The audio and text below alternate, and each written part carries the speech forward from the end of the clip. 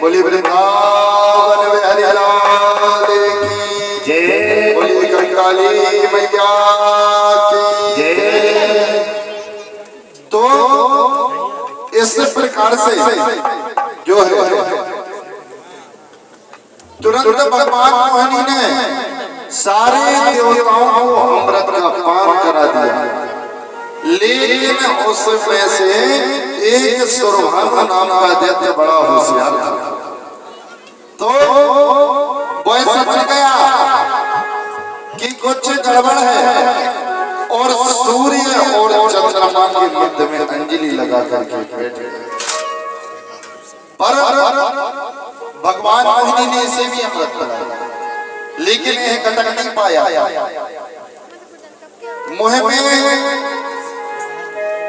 अमृत लिया ही था कि भगवान ने दिव्य सुदर्शन चक्र से अपना उसको मार दिया और उसका सिर चीर दिया। एक धड़ उसका राहु और दूसरा धड़ उसका केतु बन गया।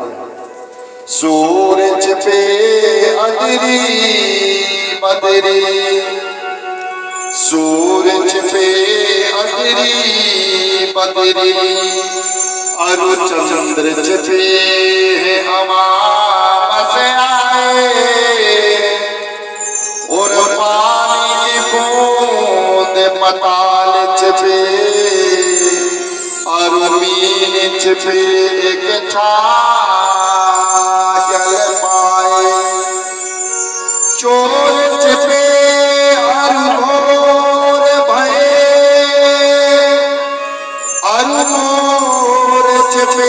तूफान आए, और खोज करो इन घूंघट की, पर चलने छिपे न छिपाए। बुलबुल हरिलाल जय। तेज करो। तो इस प्रकार से वह दो भागों में विभाजित हो गया। एक का नाम राहु हुआ, दूसरी का नाम केतु हुआ। तुरंत देवताओं ने अमृत पी करके सारे दैत्यों पर पुनः आक्रमण कर दिया, पर अमृत के चमत्कार से सारे दैत्य मारे गए और पुनः देवताओं ने स्वर्ग पर जाकर के अपना आधिपत्य जमा लिया। पर श्री शुक्राचार्य जी महाराज मृत संजीवनी विद्या के चमत्कार से सारे दैत्यों को पुनर्जीवित कर दिया। शुक्राचार्य जी महाराज कहने लगे, अरे दैत्यों, तुम तो सभी मारे गए थे, लेकिन हमने तुम्हें जिंदा कर लिया है, पर अब एक काम तुम्हें करना होगा। बोले जाओ और जाकर के ब्राह्मणों की सेवा करना प्रारंभ कर दो। ब्राह्मण जिस पक्ष में होते हैं जीत उसी पक्ष की होती है।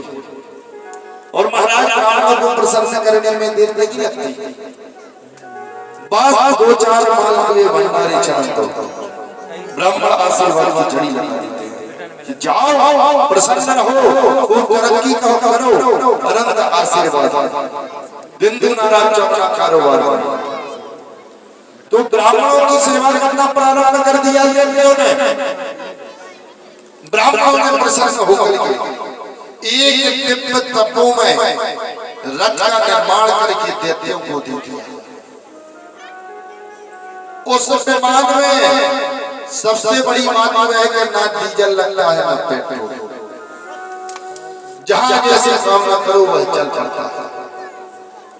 तो ब्राह्मणों के आशीर्वाद स्वरूप विमान में रथ में बैठ करके दैत्य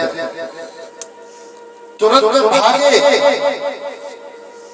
राजा बलि बैठा है और जाकर के जैसे ही उस विमान पर बैठ करके देवताओं के ऊपर जैसे ही आक्रमण किया,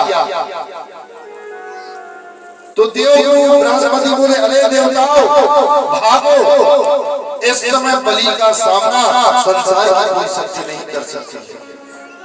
तो सारे देवता स्वर्ग खाली करके भाग। दैत्यों का पुनर्आधिपत्य स्वर्ग पर हो गया। देवता अदिति रोने लगी, चिल्लाने लगी, घबरा जाती है। पर महाराज से बोले, अरे तुम क्यों रो रही हो?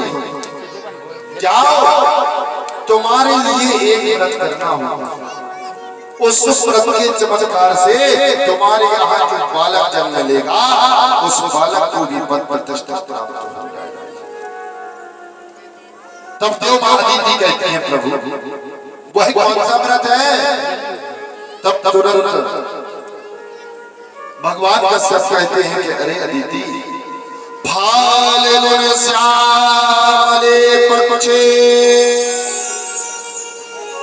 द्वादशी पयोव्रतः। अरे फाल्गुन महीने की शुक्ल पक्ष में प्रतिपदा से द्वादशी पर्यंत मात्र दुग्धाहार अर्थात दूध पी करके यह व्रत किया जाता है। फागुन महीने की शुक्ल पक्ष की जैसे ही प्रतिपदा तिथि आई कि तुरंत अदिति माँ मात्र दुग्ध पान दूध पी करके व्रत प्रारंभ कर दिया। द्वितीय तिथि को मात्र पान किया अर्थात दूध पिया, तृतीया को दूध पिया, भोजन नहीं किया, चतुर्थी को भी मात्र दूध पिया, पंचमी को दूध पिया, षष्ठी, सप्तमी, अष्टमी, नवमी, दसवीं और एकादशी तिथि में मात्र दुग्धाहार रह करके व्रत किया। और जैसे ही द्वादशी तिथि आई कि ठीक दिन के 12 देव मां अदिति के गर्भ से बामन भगवान बटुक बन करके प्रकट हो जाते हैं। बोल भगवान की जय। तम बटुक बामन दृष्टा मोदमाना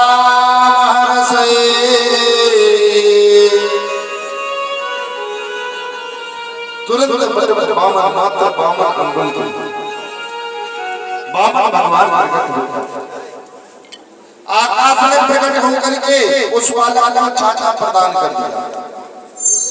भगवान शंकर ने प्रकट होकर के रुद्राक्ष की माला बामन भगवान के गले में पहनाई और कुबेर ने प्रकट होकर के भिक्षा का पात्र दिया।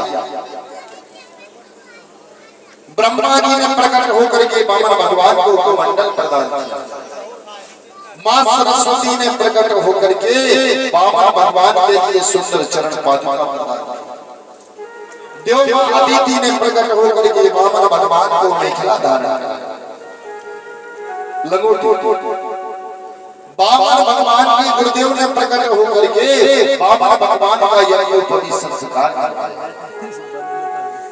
और कहा कि बेटा जाओ भिक्षा लाकर के दो। बामन भगवान मात्र बामन अंगुल की